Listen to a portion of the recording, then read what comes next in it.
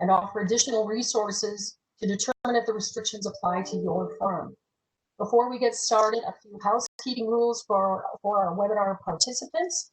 Your video and audio will be turned off throughout the webinar to ensure the best connectivity to the presenters and to avoid extraneous noise. And we encourage you to submit questions. Please use the Q&A function in WebEx, not the chat function. Again, the Q&A function, please. And we're pleased to have Commissioner Thom Petersen join us today to provide a welcome. He will be followed by the main presentation by Dan Stoddard, Assistant Director of the Pesticide and Fertilizer Management Division. And technical expertise will be provided by Jeffrey Berg, Water Policy Specialist, and Yaba Kiersgaard, Research Scientist.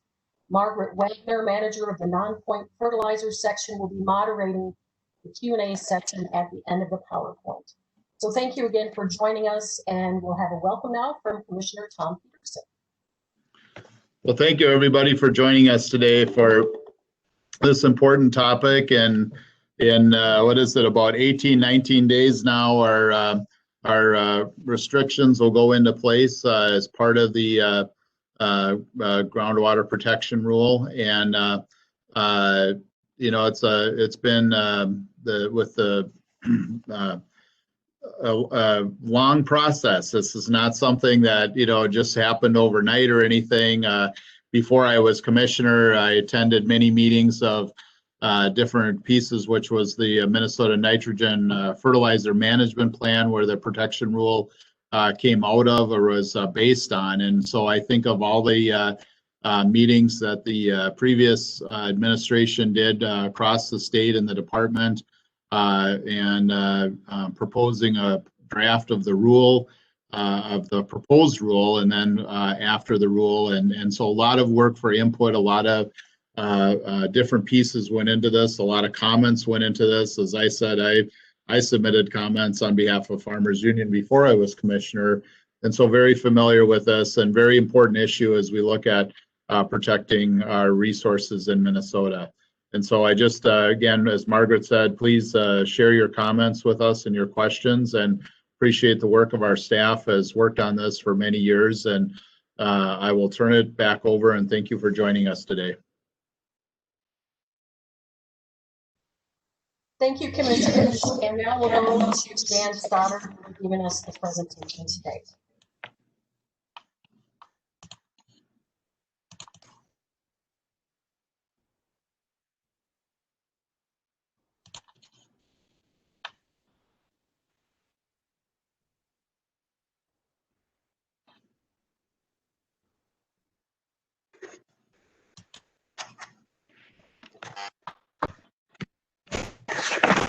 Okay, good morning, everybody. Hope you can all hear me well. This is a presentation on the fall as part of the new Groundwater Protection Rule to reduce nitrate in groundwater from fertilizer. Thank you for taking the time from your busy schedules to attend.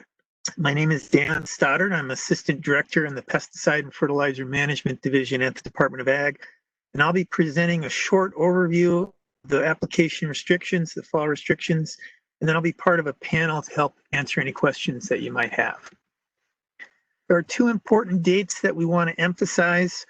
Under the rule, we must areas subject to fall restrictions on our website by January 15th of each year, and the fall restrictions take effect on September 1st of each year. The Groundwater Protection Rule was developed from statutory requirements to address nitrate in groundwater in the 1989 Groundwater Protection Act, which is Minnesota Statute Chapter 103H. Groundwater Protection Act states that it is the goal of the state that groundwater be maintained in its natural condition, free from any degradation caused by human activities. It is recognized that for some human activities, this degradation goal cannot be practicably achieved. Where it is not currently practicable, the development of methods and technologies to minimize degradation is encouraged. So, as the Groundwater Protection Act directed the MDA to develop a nitrogen fertilizer management plan. So the Nitrogen Fertilizer Management Plan is the state's blueprint for minimizing groundwater impacts from the use of nitrogen fertilizer. It was first developed in 1990 as an outcome from the Groundwater Protection Act. We did it and it has voluntary and regulatory components. It was revised in 2015 after an extensive public input process. This included an advisory committee of farmers, agricultural groups, other agencies, local government and environmental groups, and a public comment period, including listening sessions across the state. Revision process started in 2015 and it was completed in, started in 2010 and was completed in 2015. So the key goals of the plan are to encourage and promote science-based practices that can reduce nitrate in groundwater while maintaining farm profitability. The intent is to target those areas vulnerable to groundwater contamination and to work with local farmers and agronomists to address local areas that have elevated nitrate in groundwater. The emphasis is placed on prevention, that is to minimize nitrate losses in areas vulnerable to groundwater using the best available practices. So the work began on developing the Groundwater Protection Rule when the Nitrogen Fertilizer Management Plan was finalized. The rule was developed with extensive public input. In the summer of 2017, the department released for informal comment a draft of the rule. We held 17 listening sessions across the state and had over 1,500 attendees. We received more than 800 written comments. The department made very significant changes to the proposed rule based on the comments that we received. The rule was published for formal comment in 2018, and it became law in June of 2019. So the rule applies to the use of nitrogen fertilizer. It does not regulate manure. It focuses on protecting groundwater in areas vulnerable to groundwater contamination. There's two parts to the rule that are distinctly different.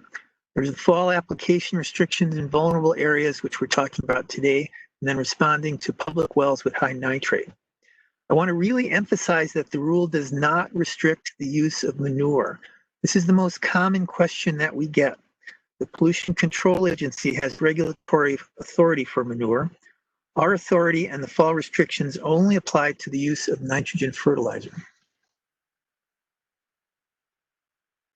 So part one of the new rule restricts fall application and the application on frozen soil of nitrogen fertilizer in areas that are vulnerable to groundwater contamination.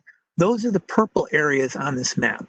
And then also on areas around public water supply wells with high nitrate. These are called DWSMAs, or drinking water supply management areas. Those are the green areas on this map. About 12.6% of state cropland, or about 2.6 million acres, are subject to these fall restrictions. Fall application restrictions in areas with coarse textured soil and shallow karst bedrock align with the University of Minnesota recommendations for no fall application. Part two of the Groundwater Protection Rule is a process for working with local farmers to reduce nitrate in public wells that have high nitrate. We will not be discussing part two of the rule in this presentation. If you farm in a vulnerable groundwater area, there are restrictions on the application of nitrogen fertilizer in the fall and on frozen soils. Vulnerable groundwater areas are areas with coarse textured soil, shallow bedrock, or karst geology. They are determined on a quarter section by quarter section basis. If 50% or more of a quarter section is vulnerable, fall application will not be allowed in the entire quarter section. The site has a zoomable interactive vulnerable area map, which shows areas which are subject to the restrictions. So DWSMAs, or drinking water supply management areas, for municipal community water systems that have nitrate at 5.4 milligrams per liter or higher, are also subject to restrictions. Note that a milligram per liter is the same as a part per million. Concentration of 5.4 is used because that is the concentration which the Department of Health requires to wells with health concern for nitrate. Under the Clean Water Act, public wells cannot exceed the drinking water standard for regulated contaminants. A primary goal of the groundwater rule is to work with farmers to take action to prevent public water supply wells with elevated nitrate from exceeding the drinking water standard. Fall application restrictions in these DWSMAs are part of that effort. A DWSMA is determined by the Minnesota Department of Health under their wellhead protection rule. It is generally the area over an aquifer, which would take 10 years for water to travel through the aquifer to reach the public well. This area is then expanded to easily understood boundaries, such as a road or a section line. The DWSMA defines the area in which the Department of Health and the local community will evaluate potential contaminant sources and, if necessary, take actions to protect the water quality in their public wells. It is part of a wellhead protection plan that is formally approved by the Minnesota Department of Health. Areas within a DWSMA which are low risk to groundwater contamination in the wellhead are exempt from these restrictions. This is based on a detailed evaluation of soils and geology in the area, and these may be updated when a plan is updated. If these are updated, they will be revised on the map each year, should they change. Exclusions to fall application restrictions apply for several different situations.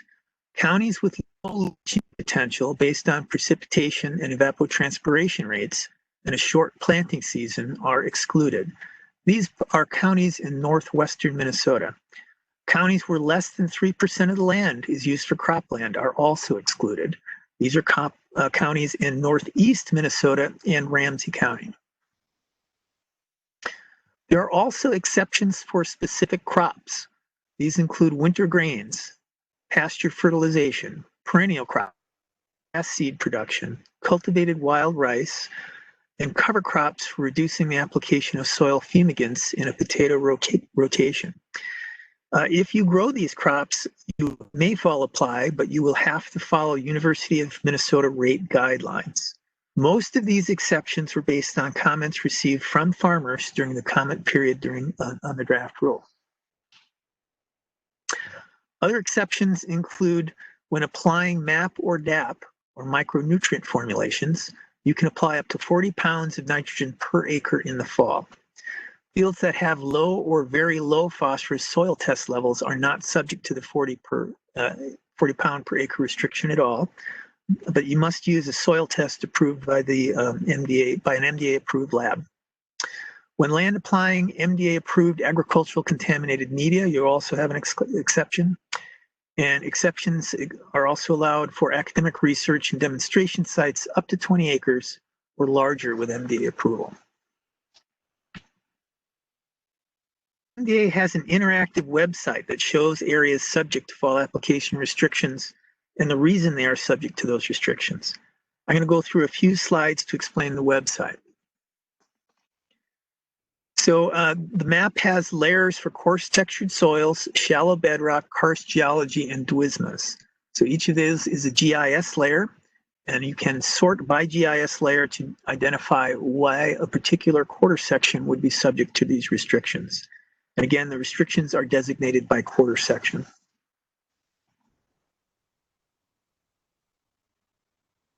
This slide is an example from central Minnesota. In much of central Minnesota, there are coarse textured soils subject to the restrictions, but these are frequently intermixed with finer grained soils that are not subject to the fall restrictions. If you farm in these areas, it might be useful to look closely at the map to understand how the restrictions apply to your farm. This is a map with an example from southeast Minnesota, where fall application restrictions are generally related to shallow limestone bedrock, which is referred to as karst geology. In southeast Minnesota, there tend to be larger areas subject to restrictions because of the geology. However, there are still some areas where fall application is allowed. Hopefully, you are all aware at this point of the Minnesota Ag Water Quality Certification Program. Farms that are certified under the certification program are deemed to be in compliance with the rule for the period of certification. The certification program offers producers recognition, financial and technical assistance, regulatory certainty, a branding and marketing opportunity, and an opportunity for checkup and validation for growers. It's a whole farm planning process for water quality, and it evaluates risk by every parcel and every crop. It pairs producers with professionals to develop site-specific solutions for risks to water quality. The certification process does consider fields that are in areas vulnerable to groundwater contamination, and the process ensures that those fields adopt practices that are suitable and appropriate for protecting groundwater in these areas. As of the end of July, there were about 923 producers certified and about 640,000 acres. We also frequently get questions on enforcement. So the responsible party for this rule is the owner, operator, or agent in charge of cropland. Enforcement will be complaint-driven. The MDA approach is to conduct education and compliance assistance for a new law before moving to financial penalties. So it's not our intent to move directly to financial penalties unless there's truly some egregious behavior. The penalty amount is based on a Minnesota statute 14.045 subdivision 3, which directs agencies on how to develop penalties. So the penalty amount is situation specific based on several factors, including the willfulness of the violation, gravity of damages, history of past violations, and economic benefit. In general, the person responsible for making the decision to apply fertilizer for a farm is responsible for complying with the restrictions. Concludes the formal presentation that we have on the rule. Thank you again for taking the time to be here, and we'll now panel discussion to answer any questions. Good morning, everyone. If all the panelists can mute. Good morning, everyone. As mentioned, my name is Margaret Wagner, and I'm the manager of the Fertilizer and Non-Point section at the Minnesota Department of Agriculture. I will facilitate the question and answer period by reading questions that we receive and assigning them to a panelist to answer. As mentioned at the beginning of the presentation, and for those of you that recently joined us, please feel free to submit questions within this WebEx forum by using the Q&A panel that you'll see on your screen. You can type those questions and we could see those, and then I'll repeat those and ask the panelists to answer them. So at this point, we have not received any questions from the panelists. So I'll just pause here for a few moments, allow people to type, and then share those questions as they come in. Thank you.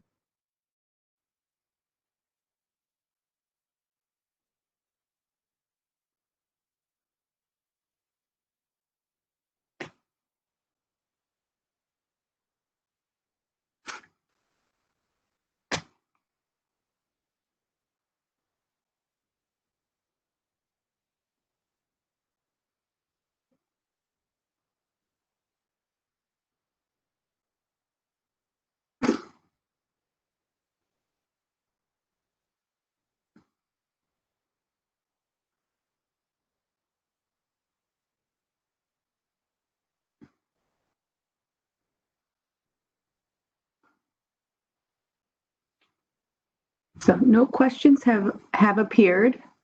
Hopefully that means we've covered the information either in today's presentation or on our website. Oh, good. I will share questions as they come in. One just arrived. I do want to mention that if you have a question that comes to mind after today's webinar, please feel free to follow up with us. We will share contact information at the end of this webinar. You can also look on our website as we're continuously adding new information to that website in response to the questions received. So our first question is fall MAP and DAP applications that are variable rate applied. If the average of the whole field is at or under 40 pounds of N per acre, does that work? Yaba, I'll ask you to answer the question. So if MAP and DAP are variable rate applied, and the average for the whole field is under 40 pounds of N per acre, does that comply with the rule? Yes, thanks for that question. There might be a little feedback. Yeah, I think that's probably better. Thanks, Margaret. Yes, so the response is that if the average for the whole field is at or under 40 pounds of nitrogen per acre, if that works, and yes, it does. That is specified in the rule that it is the average of 40 pounds per acre that applies. Thank you. The next question is that there are different data layers within the web application and the map. Could you please clarify whether the map clearly indicates in one layer where fall application is restricted? So is there one layer on the map? Jeff, could you answer that question for us? Yeah, hello, Jeff Berg. Thanks for the question. So yes, you're right. There are multiple data layers. So the one you'll want to look at that identifies the fall restriction, remember it's by quarter section. So it will actually say on the map, and I'm looking here, restrictions by quarter section. And then in parentheses, it says 2020. And so those would be the purple squares on the map.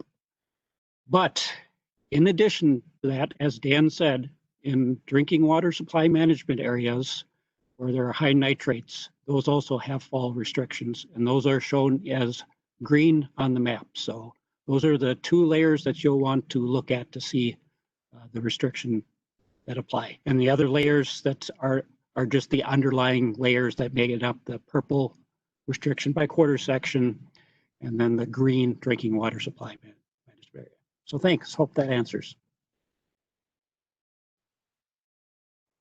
The next question is, can you discuss the definition of nitrogen fertilizer and other products? If manure is processed, does it become a commercial end fertilizer? Yeah, but could you please answer this question for us? Yes, certainly. Yeah, thank you for that question.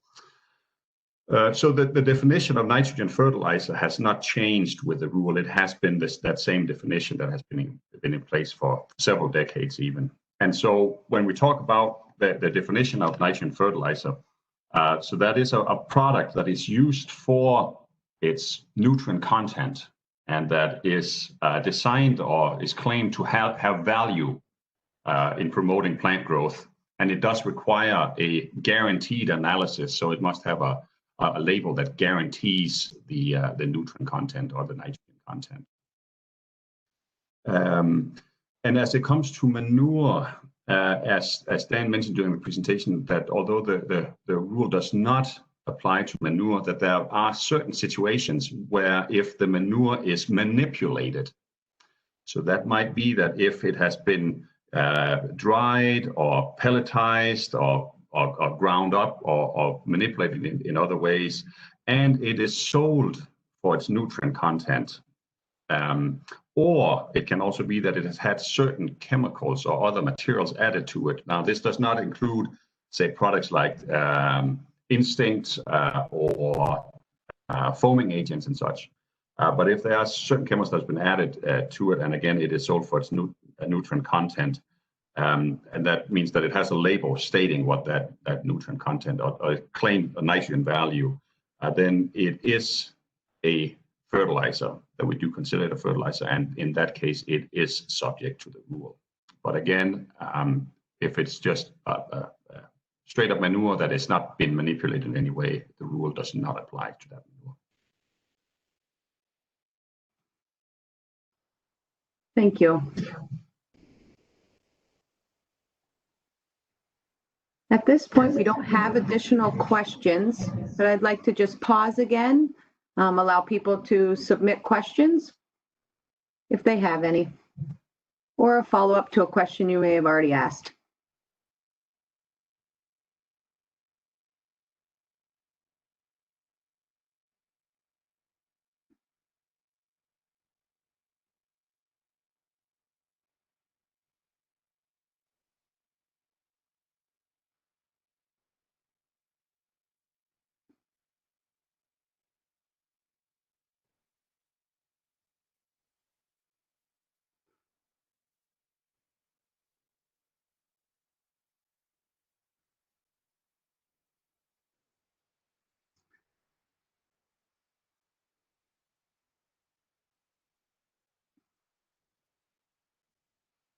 So I still don't see additional questions. Let's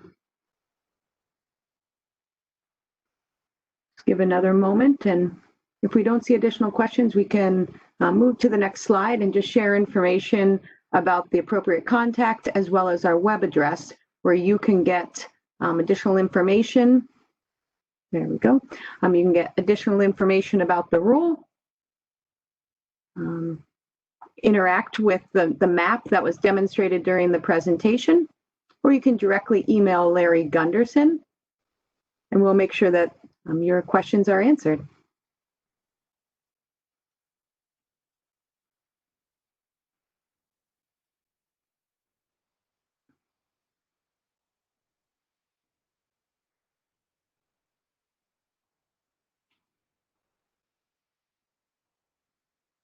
So one more question.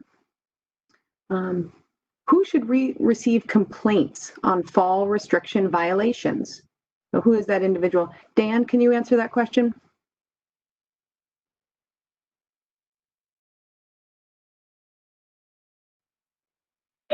And your mic is muted.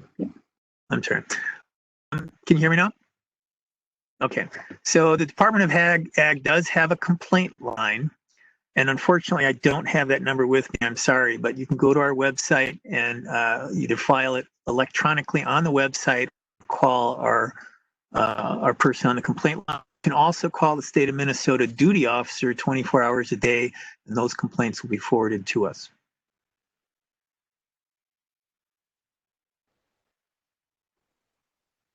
Great.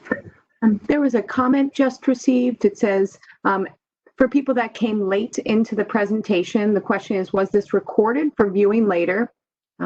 I can answer that yes, today's webinar was recorded. We also have a pre-recorded presentation that's already live on our website.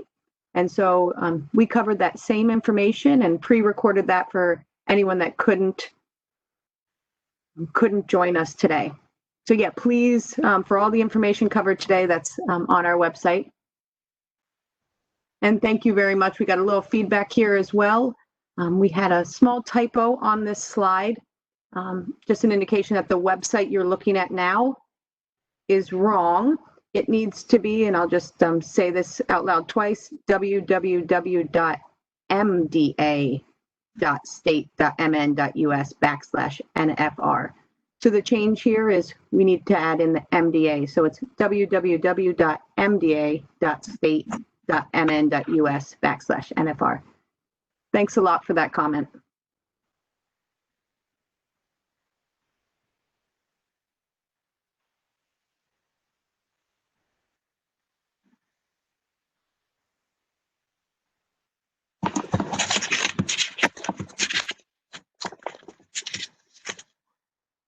Okay, I'll just allow another moment, see if additional questions come in.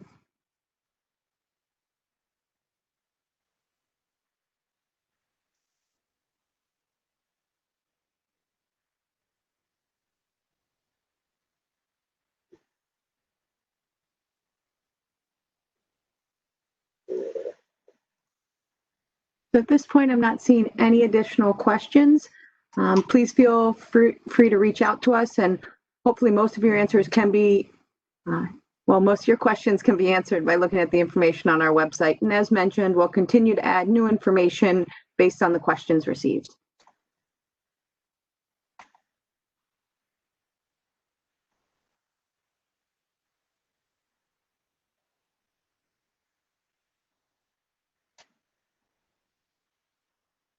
So I think that will conclude our presentation today. Thank you to all of the panelists. Dan Stoddard, thank you for the presentation. As Margaret Wagner mentioned, we do have contact information on the screen. Please write that down, Larry Gunderson, his phone number and email address for any further questions that you might have about the fall restrictions that are going into effect in September. And thank you all for joining us today.